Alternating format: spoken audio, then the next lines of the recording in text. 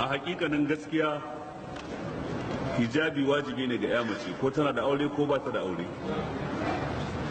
ba wai zaɓi aka bata ba, tilasta mata ubangiji subhanahu wa ta'ala yi cikin aya da ke cikin suratul nur da wadda take cikin suratul ahzab. Ayat da ke cikin suratul nur ta bangare guda biyu, bangare na farko wala yubdina zinatahunna illa ma zahara minha, wuri na biyu wal yadribna bi khumurihinna ala jiyubihin.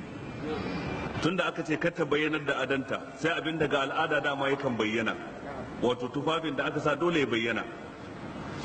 Sannan kuma ubangiji ce wal yadribna bi khumurihinna ala jiyubihin, sannan kuma wato su lullube khumur ɗinsu a kan ƙirjinsu. Lafazin khumur jam'i na alkhimar.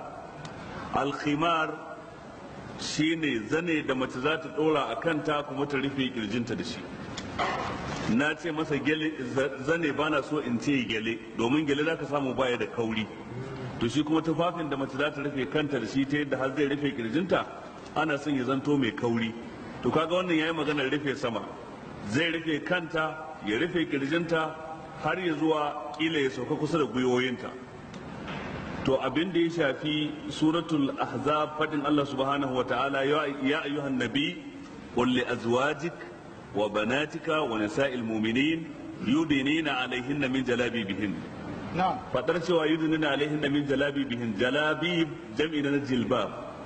Jilbab shine dukkan tufafin da zai rufe mace ta ƙasa, kamar yadda khimar wanda zai rufe ta sama, wanda ya rufe ta sama shine khimar, wanda ya rufe ta daga ƙasa ko ya suturce ƙasanta shine jilbab.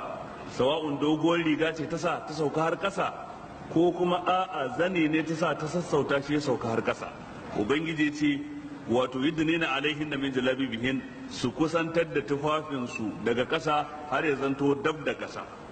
Zalika adana an yu'rafna fala yu'zain wa kana Allahu ghafurur rahima. Wannan shine abin da idan sun yi din za a fi gane su da shi ta yadda ba za a cutar da su ba.